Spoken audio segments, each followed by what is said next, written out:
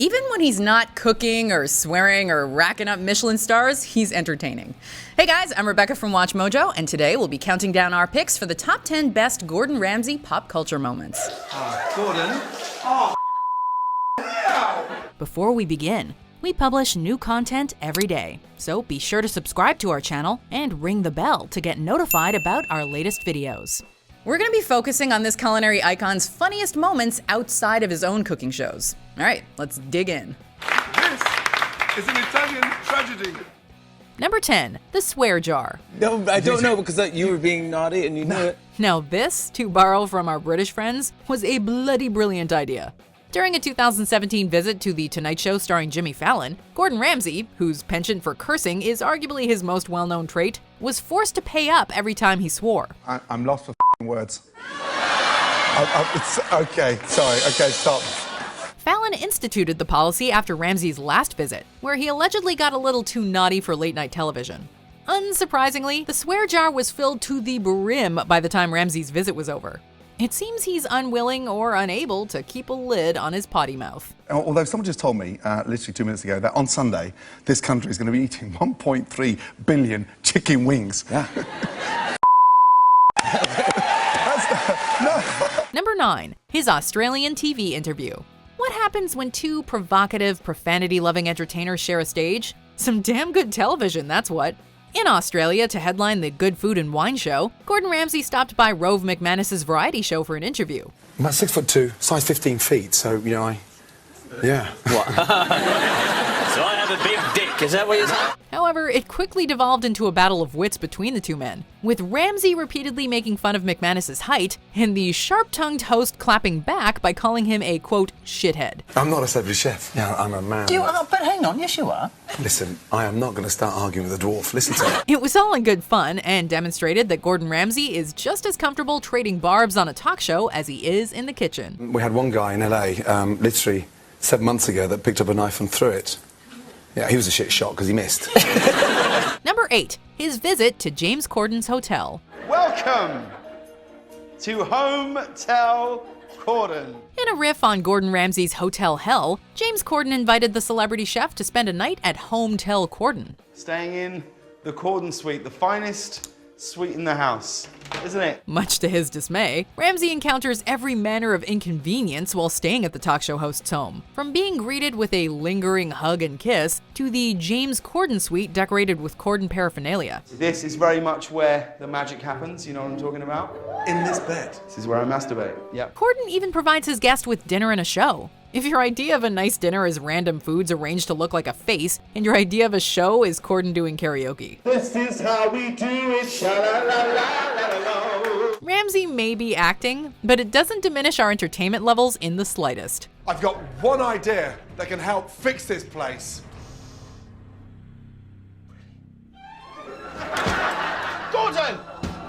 Number 7, flubbing his lines on British TV. If I make any more than 6 mistakes tonight, you're all coming to Clarity as my guest for dinner, okay? A popular British panel show that's been around since 1990, Have I Got News for You regularly features celebrity hosts. In 2006, Gordon Ramsay was tasked with helming the program for an evening, but things didn't exactly work out in his favor. At the beginning of the show, he promised to buy the entire audience dinner at one of his restaurants if he made more than 6 mistakes. One pensioner tries to leave without paying. Oh, first one. Well, they didn't have to wait long. Ramsay had 6 mistakes under his belt before the end of the first segment. Putin immediately rang the warehouse. What about you, White House. It was a refreshing change of pace to see the other guests turn the tables on the indomitable chef, as he ended up being the butt of the joke for much of the episode. Shall we continue? Yeah. Right, thank you. Does Is anyone... that how you speak in your kitchen? Number 6, eating Hawaiian pizza. Even casual Gordon Ramsay fans know about his aversion to Hawaiian pizza. He never misses an opportunity to lambaste the controversial dish, famously quipping, quote, "You don't put pineapple on a f***ing pizza," during his stint as the host of The Nightly Show. You don't put f***ing pineapple on a pizza. However, in 2017, he was finally forced to try a pizza with pineapple on it, after promising to do so if a certain number of people donated to the Great Ormond Street Hospital. Despite his complaints, protests, and general disgust towards eating a piece, he ultimately goes through with it, with predictable results.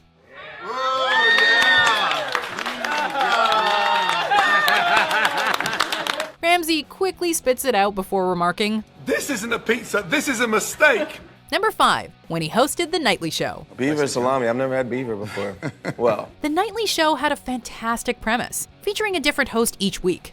For week 5 of the program's run, the job fell to none other than our favorite foul-mouthed chef, Gordon Ramsay. I don't think there's a single chef that can accept criticism. What are you talking about? He did a great job and gave viewers some of the short-lived show's most memorable moments. Some of the highlights from Ramsay's week behind the desk include giving his guests a taste test, having James Vanderbeek's head superimposed onto his for a cooking class, and singing a duet with John Legend. The Grammy winner even sings some of Ramsay's most famous insults. Why did the chicken cross the road? Because you didn't f***ing cook it. Number 4, when he played Spill Your Guts or Fill Your Guts. The premise of this Late Late Show skit is pretty simple. Answer your opponent's question truthfully or eat a disgusting dish of their choice. I've eaten worse. I've eaten in a couple of your places, right? Some of the options that were up for grabs when Ramsay faced off against James Corden included salmon ice cream, grasshopper, and cow tongue. Yeah, we know, tasty. The questions were not exactly softballs either, so both men ended up eating their fair share of gross food. You were in the following movies. Peter Rabbit, Emoji Movie, Trolls. Rank them from worst to best. We particularly enjoyed watching Ramsay scarf down a bull's penis marinated in hot sauce. Gordon, you won't be able to see. Although, truthfully, we suspect he's had worse food on Kitchen Nightmares. Number 3, his Twitter roasts. Gordon Ramsay's not exactly short on opinions, so when people started tweeting him pictures of their homemade meals and asking him to critique them, the internet let out a collective cheer. The result was hundreds of Ramsay Twitter roasts, many of which are as savage, if not more so, than his on-screen insults. From insinuating that a tweet came from prison based on the quality of the food, to calling someone's noodle soup, quote, toxic scum on a stagnant pool, Ramsay does not hold back.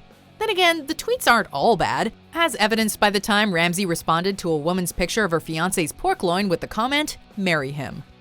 Number 2, making scrambled eggs with Jimmy Kimmel. A small knob of butter. All right, another knob. You're crazy about the knobs, aren't you? When Gordon Ramsay stopped by Jimmy Kimmel Live to teach the talk show host how to make scrambled eggs, one thing became abundantly clear. Jimmy Kimmel is a terrible cook. Ramsay spends the entire segment barking instructions at the clueless host, as he struggles to keep his eggs from sticking to the pan. You're too tense. Okay, well, it's because you're yelling at me. I didn't know you were this.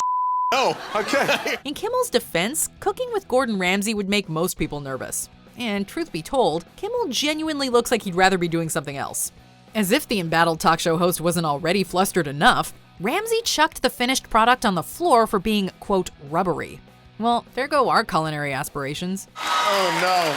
There's a frat house in here. Start again.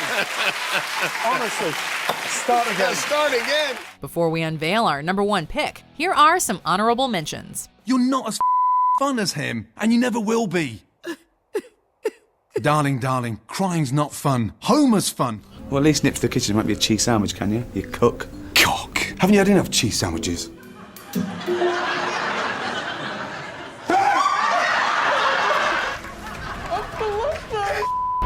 Tensions reach their boiling point. What are you?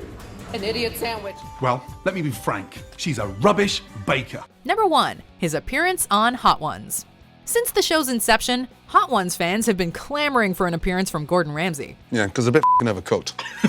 It's like eating a mouthful of sand. The web series, which features celebrities being interviewed while eating insanely spicy chicken wings, finally managed to nab the elusive chef for their season 8 premiere, and he did not disappoint. when people have reached their peak in a profession, whether it's Kobe Bryant. I think that's, I feel like that's burning a new ring on my ass. While the show provides water and milk to guests to help them cope with the heat, Ramsay went ahead and brought a few things of his own, including lemon juice, lime juice, and Pepto-Bismol. And by the end of the interview, he'd emptied them all and had some choice words along the way to describe the experience. All the way through the Hot Ones gauntlet and looking like $1 million. You. Okay, real talk, guys. Does pineapple belong on a pizza? Let's hash it out in the comments. But anyway, if you love watching Gordon Ramsay go off, and I know I do, we have tons of related videos that you guys would be an idiot sandwich not to watch. Enjoy!